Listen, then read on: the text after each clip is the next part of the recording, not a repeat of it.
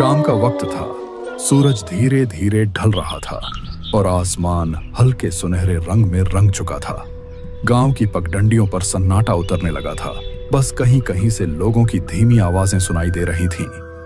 उसी समय हरिया और मोहन मंगल की छोटी सी दुकान पर बैठे हुए थे। उनके सामने रखी चाय से हल्की हल्की भाप उठ रही थी और माहौल बिल्कुल साधारण होते हुए भी कुछ अलग सा महसूस हो रहा था। अरे हरिया, चाय पिएगा क्या या नींबू शरबत बनाऊं? नहीं काका, इस गर्मी के मौसम में चाय नहीं पीएंगे, शरबत ही दीजिए। हाँ काका, मेरे लिए भी वही बना दीजिए। आज तो गर्मी ने हालत खराब कर दी है। ठीक है बेटा, अभी बनाता हूं। वैसे ये नींबू शरबत रखने का सुझाव मनोहर काका ने ही दिया था। सच में काका, उन्होंने बहुत अच्छा सुझाव दिया। इस मौसम में तो शरबत ही सबसे अच्छा लगता है। हाँ, और आपका बनाया हुआ शरबत तो वैसे भी अलग ही स्वाद देता है। अरे बेटा, तुम लोग खुश रहो, बस यही काफी है।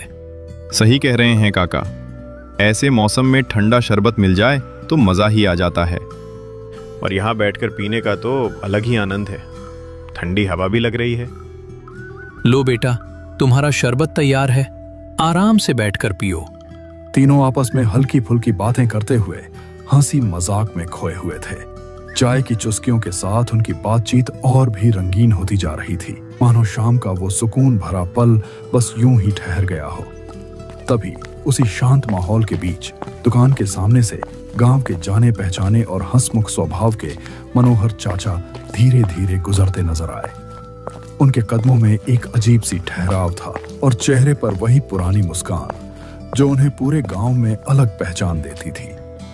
राघव ने उन्हें देखते ही हल्की मुस्कान के साथ आवाज लगाई, जैसे किसी पुराने किस्से की शुरुआत होने वाली हो। अरे मनोहर काका, इधर आइए, जरा बैठिए हमारे साथ। अरे मोहन बेटा, बस पास के गांव से लौट रहा हूँ। एक रिश्तेदार के यहाँ गया था, रास्ते में सब्जी रोटी भी ले लिया। अब घर जाकर बनाने की जरूरत नहीं पड़ेगी। आओ आओ मनोहर, बैठो और सुनाओ, सफर कैसा रहा? हाँ काका, इस गर्मी में बाहर जाना ही मुश्किल है। मनोहर, तुम तो वैसे भी पूरे गांव की मदद करते रहते हो। अब राजू को ही देख लो, उसका ढाबा बंद हो गया था तो तुमने शहर में उसकी छोटी सी दुकान खुलवा दी। आज उसी से उसका घर अच्छे से चल रहा है। हाँ मनोहर काका, काका बिल्कुल सही कह रहे हैं। और अस्पताल वाली बात भी कौन भूल सकता है। आपने गांव में अस्पताल खुलवाने के लिए कितना कुछ किया। सच में काका, आप जैसा सोचने वाला इंसान बहुत कम मिलता है। अरे बेटा, रहने दो ये सब बातें। इंसान अगर किसी के काम आ जाए वही सबसे बड़ी बात होती है। फिर भी मनोहर, ऐसे काम हर कोई नहीं करता, तभी तो सब तुम्हारा इतना मान करते हैं। सही कहा काका, आजकल तो लोग अपने बारे में ही सोचते हैं। अच्छा छोड़ो ये सब बातें। अभी तुम लोगों की बातों से मुझे एक पुरानी कहानी याद आ गई। कैसी कहानी काका? हाँ, हम सब सुनने के लिए तैयार हैं। तो सुनो, आज से करीब 20 साल पहले की बात है।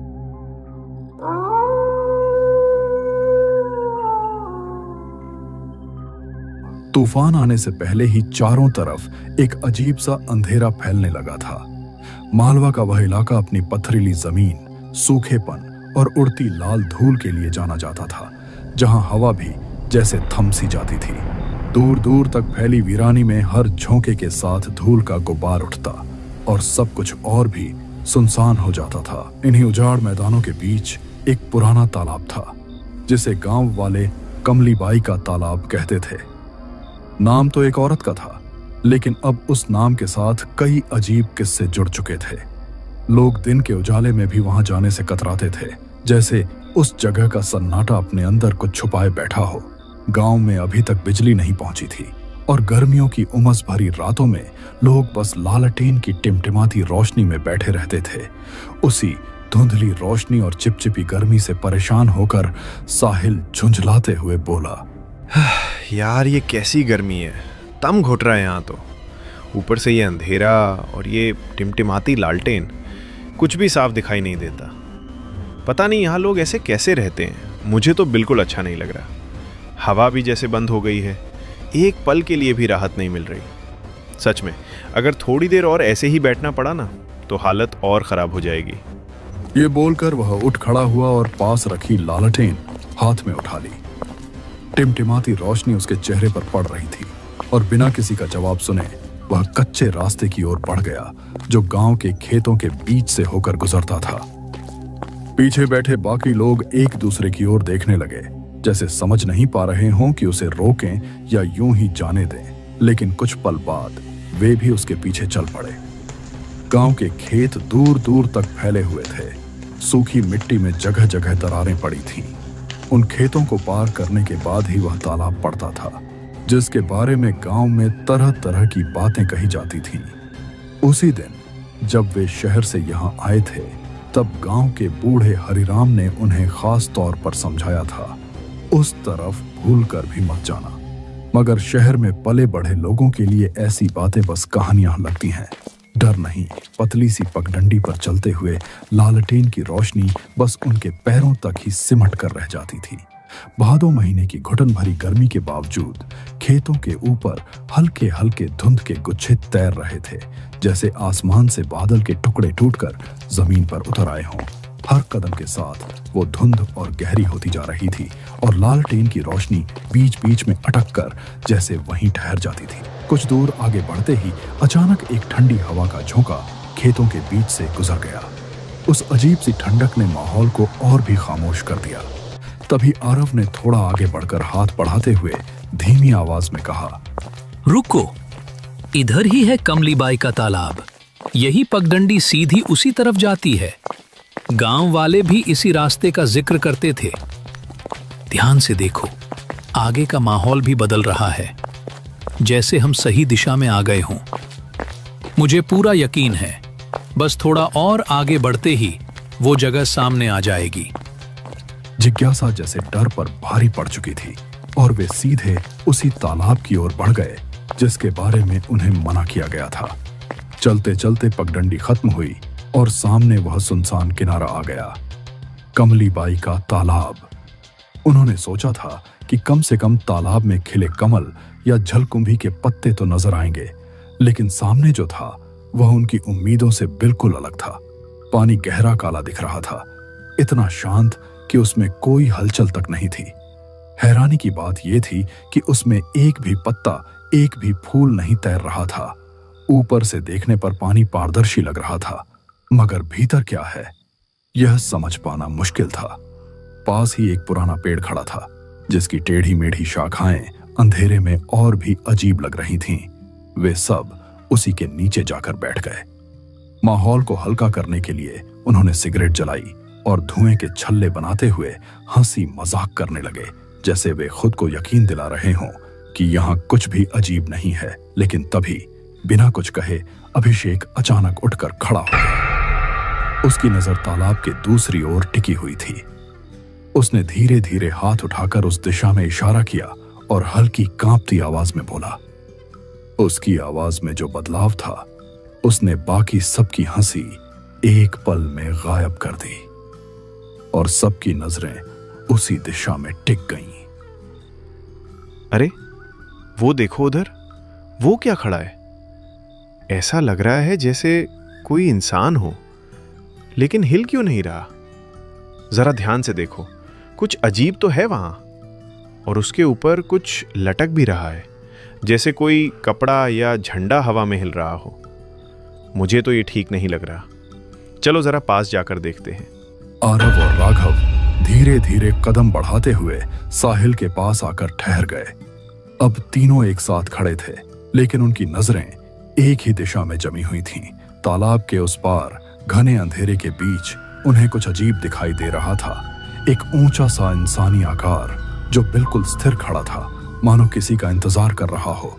उस आकृति के सिर के ऊपर कुछ था, जैसे कोई फटा हुआ कपड़ा या झंडा जो हवा के हल्के झोंकों के साथ धीरे धीरे फड़फड़ा रहा था। हर बार जब वह हिलता तो ऐसा लगता जैसे वह निर्जीव चीज नहीं, बल्कि किसी अनजानी मौजूदगी का हिस्सा हो। चारों तरफ इतना गहरा अंधेरा था कि आवाज भी दब कर रह जा रही थी। किसी ने कुछ नहीं कहा, लेकिन उस खामोशी में तीनों के दिलों में एक अनजाना डर घर कर चुका था। सांसें थोड़ी तेज हो गई थीं और आंखें उसी जगह पर अटकी हुई थीं, जैसे हट ही नहीं पा रही हों। तीनों में सबसे ज्यादा निडर साहिल ही था। उसने एक गहरी सांस ली और बिना कुछ बोले तालाब के किनारे किनारे आगे बढ़ने लगा, जैसे वह उस रहस्य के और करीब जाना चाहता हो। पीछे खड़े आरव ने घबराई हुई आवाज में उसे पुकारा। उसकी आवाज में डर साफ झलक रहा था, लेकिन साहिल के कदम अब भी नहीं रुके और अंधेरे में वह आकृति जैसे उनका इंतजार कर रही थी। रुक जा, आगे मत जा, मुझे ये ठीक नहीं लग रहा। कुछ अजीब है वहां। वो चीज वैसी नहीं है जैसी दूर से दिख रही है। जिद मत कर, वापस आ जा, अभी भी समय है, यहीं से लौट चलते हैं। मुझे सच में अच्छा एहसास नहीं हो रहा। साहिल ने चलते चलते एक पल के लिए पीछे मुड़कर देखा। उसके चेहरे पर हल्की सी बेपरवाही और आत्मविश्वास साफ झलक रहा था, जैसे उसे इस अजीब माहौल का कोई असर ही ना हो। उसने लापरवाही से हाथ उठाकर छोटा सा इशारा किया। अरे साहिल, तू उधर कहां जा रहा है? रुक जरा। अरे कुछ नहीं यार, कुदरत का बुलावा आया है भाई, अभी होकर आता हूं। लेकिन उसके लिए उधर जाने की क्या जरूरत है? ये पूरा इलाका सुनसान है, यहीं कहीं भी हुआ। अरे यार तू भी ना, थोड़ा आराम से रहने दे, बस 2 मिनट की बात है। मैं मजाक नहीं कर रहा, इतनी दूर मत जा, यहीं आसपास ही रहे। इतना डर क्यों रहा है? मैं भाग नहीं रहा कहीं। फिर भी जल्दी लौट आना, बेवजह देर मत लगाना। अरे ठीक है, अभी आता हूं। वैसे भी जब तक उस चीज को पास से नहीं देख लूंगा ना, मन नहीं मानेगा। तू भी ना जिद छोड़ दे, बाद में देख लेंगे। नहीं भाई, एक बार देखना तो पड़ेगा। बस आता हूं, तू यहीं रुक।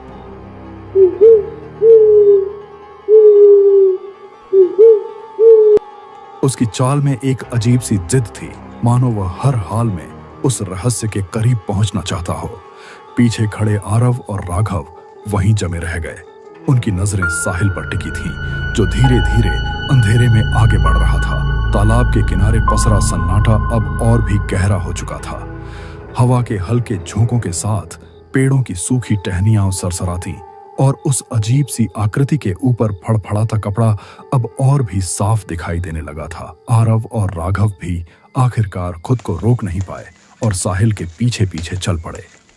तालाब के चारों ओर फैला इलाका पूरी तरह जंगली था, नागफनी, मानसा और कंटीली झाड़ियों से भरा हुआ।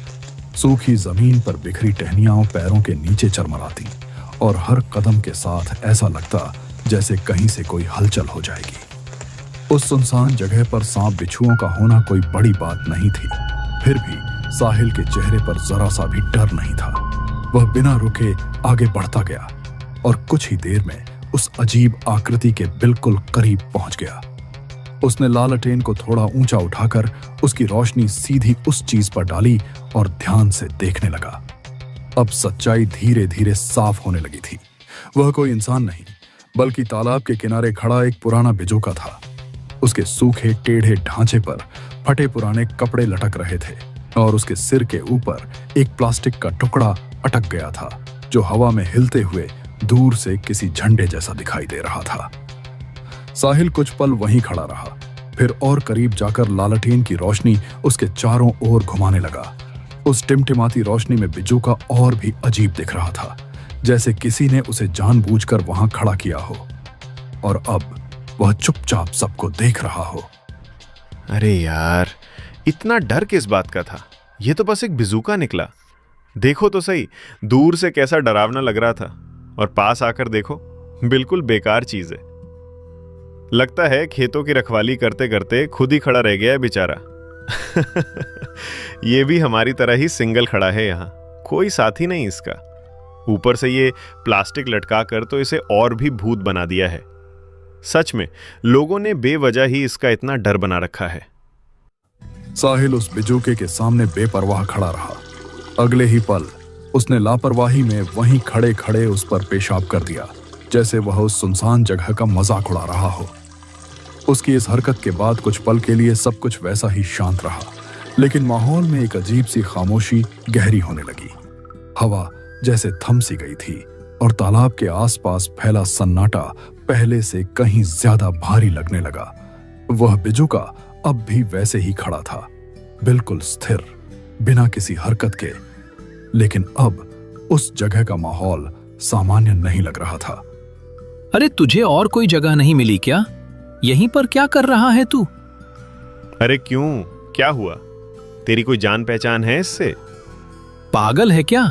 ऐसी जगह पर भी मजाक सूझ रहा है तुझे? क्यों, तेरी गर्लफ्रेंड है क्या जो इतना परेशान हो रहा है? बस कर यार, मुझे ये सब सही नहीं लग रहा। अरे छोड़ ना, तू भी ना बेवजह टेंशन लेता है।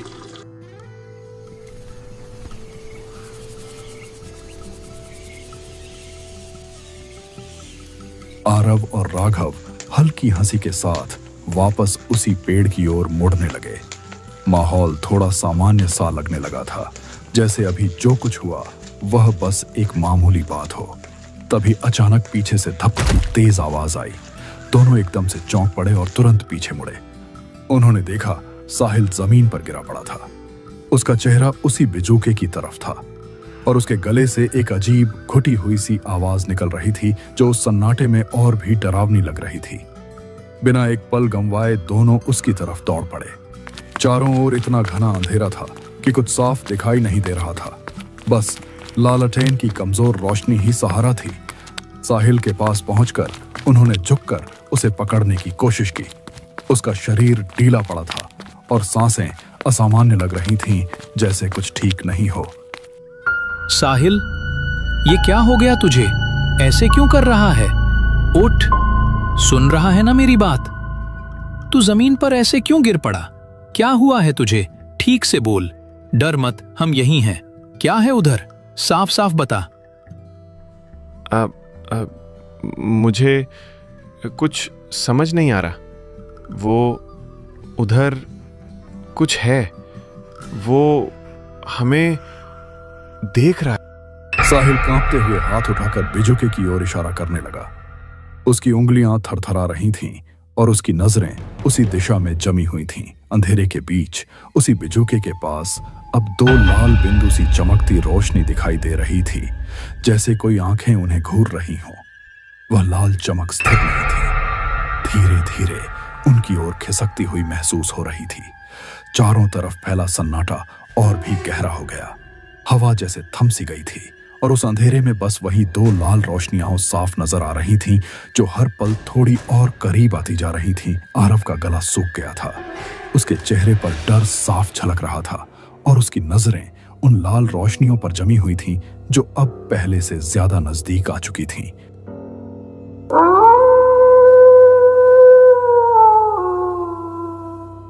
भाई, हमें यहां से भागना पड़ेगा। ये जगह बिल्कुल ठीक नहीं है।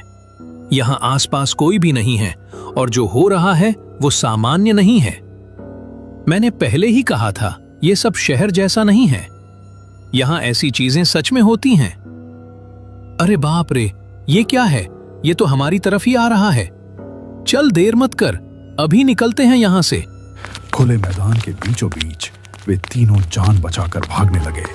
पैरों के नीचे सूखी मिट्टी उड़ रही थी और सांसें बेकाबू हो चुकी थीं। उसी भागते हुए पल में आरव ने एक बार पीछे मुड़कर देखा और उसका दिल जैसे वहीं थम गया। तालाब की दिशा से एक औरत की आकृति हवा में तैरती हुई उनकी ओर बढ़ रही थी, जमीन से काफी ऊपर, बिना किसी सहारे के। उसकी आंखें लाल चमक रही थीं और उसका रूप अंधेरे में भी साफ नजर आ रहा था। तुम लोगों की वजह से ही मैं आजाद हुई हूँ। इतने सालों से इस सन्नाटे में बंधी थी मैं, और तुमने आकर मेरी नींद तोड़ दी। अब मैं फिर से लौट आई हूँ। तुमने सोचा था ये सब बस एक मजाक है, एक पुरानी कहानी, लेकिन हर कहानी के पीछे एक सच्चाई होती है।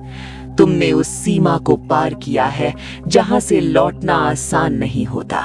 तुम्हारी हर आहट, हर डर मुझे और मजबूत कर रहा है। अब ये अंधेरा तुम्हें अपने अंदर समेट लेगा और तुम चाहकर भी इससे दूर नहीं जा पाओगे।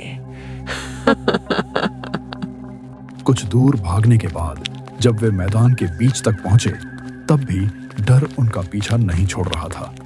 उन्हें साफ महसूस हो रहा था कि वह आकृति अब भी उनके पीछे है। और जब उन्होंने फिर पीछे देखने की हिम्मत की, तो वह बस करीब 10 हाथ की दूरी पर थी। सबसे डरावनी बात यह थी कि उसके साथ वही बिजूका भी था, जो अब जमीन पर नहीं बल्कि उसके पीछे पीछे हवा में तैरता हुआ उनके साथ साथ बढ़ रहा था। दोनों आकृतियां साथ साथ थीं, जैसे एक दूसरे से जुड़ी हुई हों। यह दृश्य देखकर तीनों के शरीर में सिहरन दौड़ गई। उनके कदम और तेज हो गए और वे बिना रुके अंधेरे में भागते रहे। साहिल आगे आगे रास्ता पकड़कर दौड़ रहा था और बाकी दोनों उसके पीछे पीछे। आखिरकार हांफते हांफते वे घर पहुंचे, अंदर घुसे और जोर से दरवाजा बंद कर दिया। अंदर उनकी हालत देखकर हरिराम की नजर उन पर टिक गई और कमरे का माहौल अचानक भारी हो गया। अरे ये कैसी हालत बना रखी है तुम लोगों ने? इतनी रात में कहाँ गए थे? चेहरा क्यों उड़ा हुआ है तुम्हारा? वो हम कमली बाई के तालाब की तरफ चले गए थे। क्या तुम लोग वहां गए थे? तुम्हें मना किया था ना उस जगह से दूर रहने के लिए। हमें लगा बस ऐसे ही बातें होंगी, लेकिन वहां जो देखा वो कुछ और ही था। मैंने पहले ही कहा था वो जगह साधारण नहीं है, वहां जाने की गलती कोई नहीं करता। वो कुछ हमारे पीछे आ रहा था और साहिल, उसकी हालत भी अचानक बिगड़ गई। तुम लोगों ने बहुत बड़ी गलती कर दी। उस जगह से जो छेड़छाड़ करता है वो उसे छोड़ती नहीं है। उनकी घबराई हुई हालत और टूटी फूटी बातों को सुनते ही हरिराम का चेहरा एकदम सफेद पड़ गया। उसकी आंखों में ऐसा डर उतर आया जैसे वह इस बात को पहले से जानता हो, लेकिन कहना नहीं चाहता था। तीनों बिना समय गंवाए कमरे में गए, दरवाजा अंदर से बंद किया और सीधे बिस्तर पर जा लेटे। डर इतना था कि पूरी रात उन्होंने लालटेन बुझने नहीं दी। उसकी टिमटिमाती रोशनी ही उन्हें थोड़ा सहारा दे रही थी। रात जैसे तैसे बीत गई। बाहर से कोई आवाज नहीं आई, कुछ और अजीब नहीं हुआ, लेकिन जो उन्होंने देखा था उसका असर अब भी उनके चेहरों पर साफ झलक रहा था। हरिराम पूरी रात चुप रहा, मगर उसके चेहरे की गंभीरता बता रही थी कि बात उतनी साधारण नहीं है जितनी वे समझ रहे थे। सुबह जब उनकी आंख खुली तब तक सूरज काफी ऊपर चढ़ चुका था, लेकिन रात का वह खौफ अब भी उनके मन से गया नहीं था।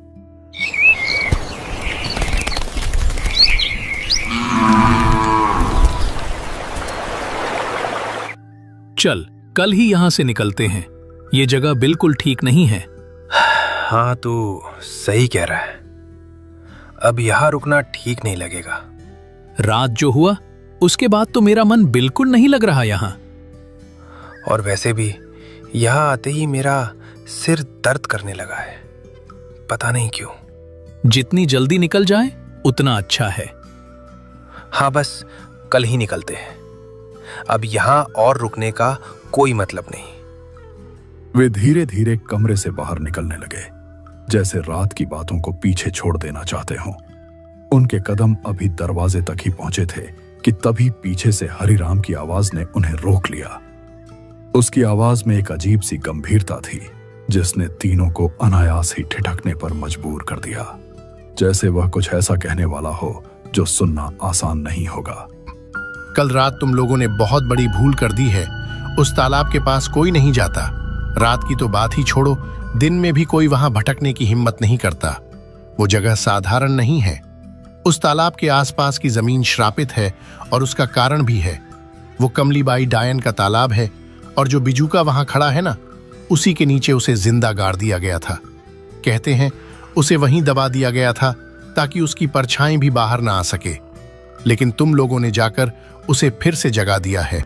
वहां जो भी गया वो वापस नहीं लौटा और अब तुम लोग भी उसकी नजर में आ चुके हो। जितना जल्दी हो सके यहां से चले जाओ।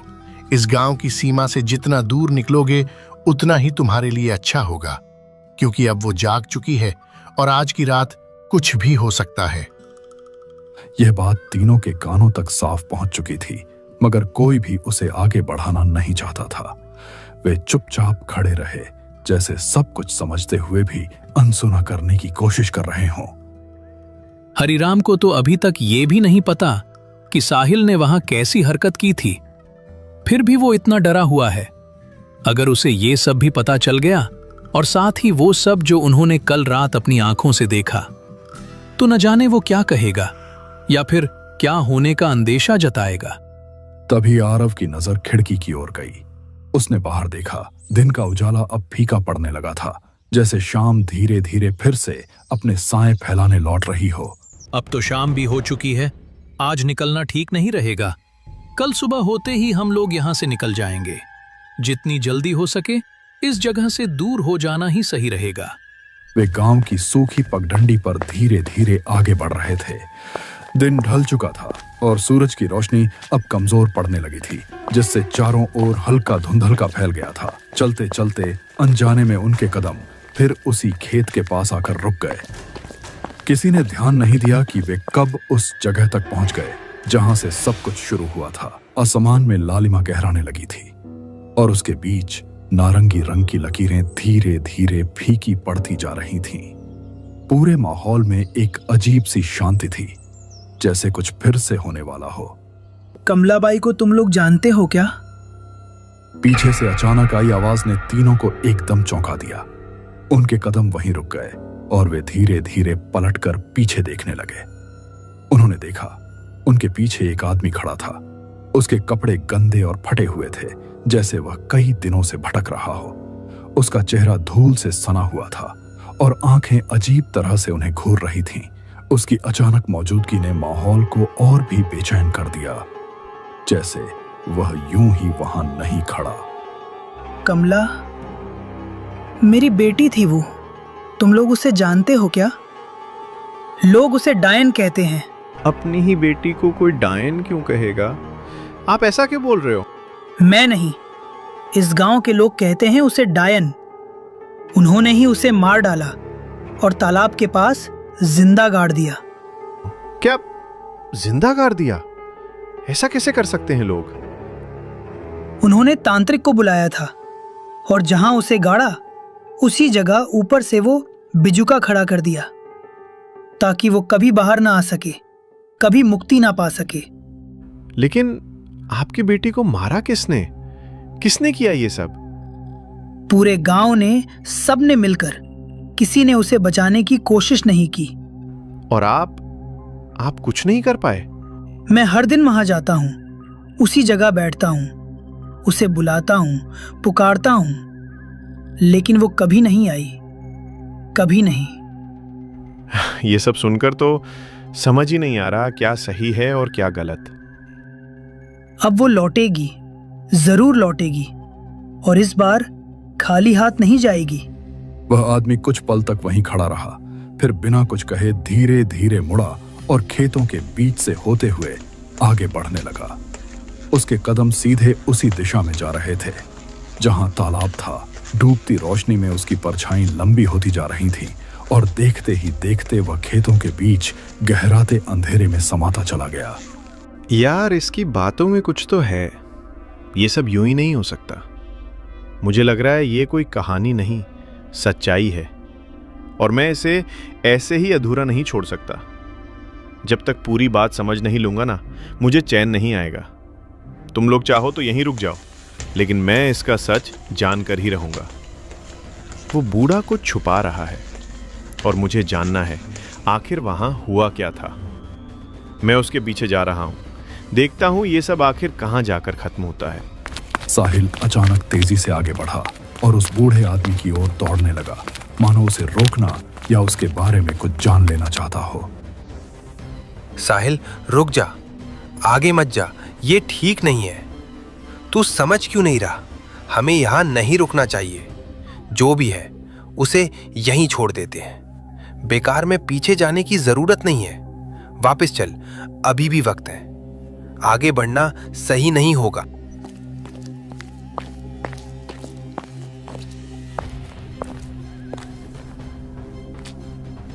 दौड़ते हुए वह उस बूढ़े आदमी के बिल्कुल पास जा पहुंचा और उसके सामने रुककर उससे कुछ पूछने के लिए झुककर ध्यान से उसकी ओर देखने लगा। हमने आपकी बेटी को देखा है, वही तालाब के पास।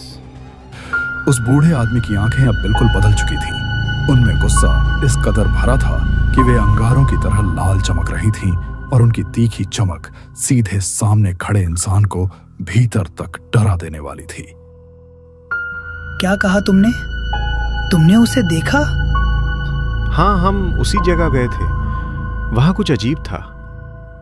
तुम लोग भी बाकी लोगों जैसे ही हो, उसे चैन से रहने नहीं दोगे। नहीं, हमारा ऐसा कोई इरादा नहीं था। हम बस सच जानना चाहते थे। झूठ बोल रहे हो तुम सब जमींदार के लोग हो, है ना? नहीं, हम शहर से आए हैं। हमें कुछ भी नहीं पता था। तुम लोग उसे फिर से परेशान करने आए हो, उसे फिर से कैद करना चाहते हो। नहीं, ऐसा कुछ नहीं है। हम तो खुद डर गए थे जो देखा। तुम लोगों ने बहुत बड़ी गलती कर दी। अब वो तुम्हें छोड़ने वाली नहीं है। वे तीनों समझ गए थे कि वह बूढ़ा आदमी मानसिक रूप से ठीक नहीं है।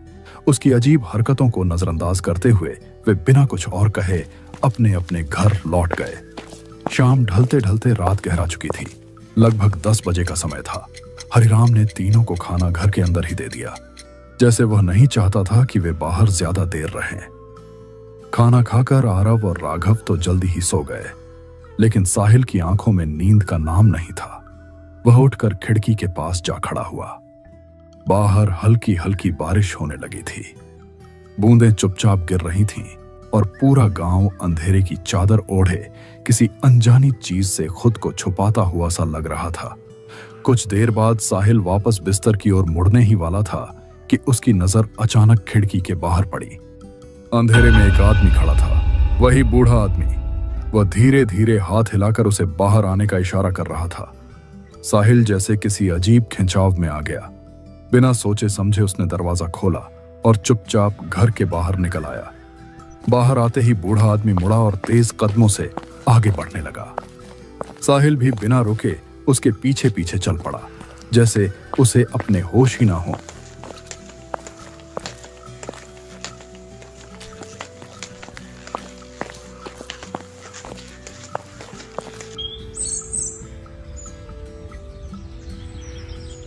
अगली सुबह जब आरव और राघव की नींद खुली तो उन्होंने चारों तरफ देखा, लेकिन साहिल कहीं नजर नहीं आया। कमरे में एक अजीब सी खामोशी थी और अब उन्हें एहसास होने लगा था कि कुछ ठीक नहीं है। साहिल घर में कहीं भी नहीं है। मैंने हर जगह ढूंढ लिया, लेकिन वो कहीं नहीं मिल रहा।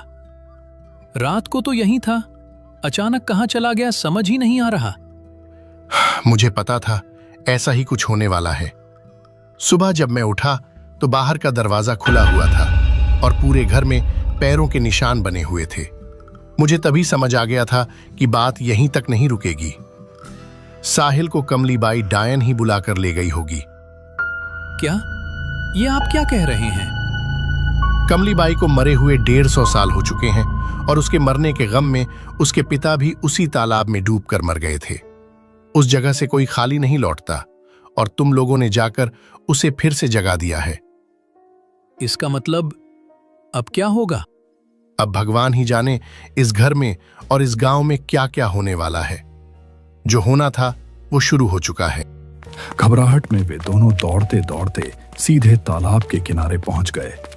सांसें तेज चल रही थीं, दिल जोर जोर से धड़क रहा था और जैसे ही उनकी नजर पानी पर पड़ी वे वहीं के वहीं जम गए। तालाब के काले शांत पानी में साहिल का शरीर उल्टा तैर रहा था, बिल्कुल स्थिर, बिना किसी हलचल के।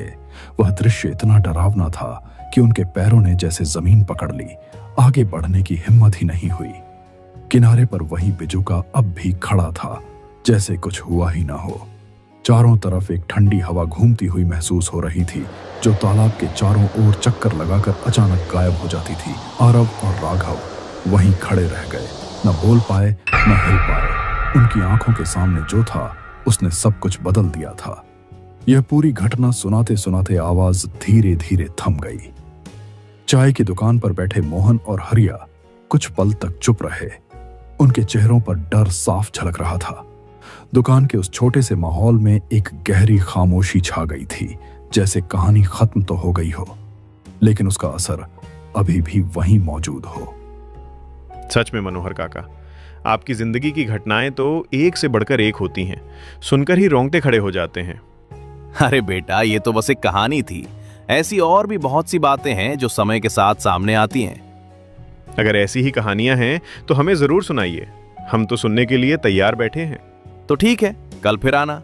अगली कहानी सुनाने के लिए तैयार।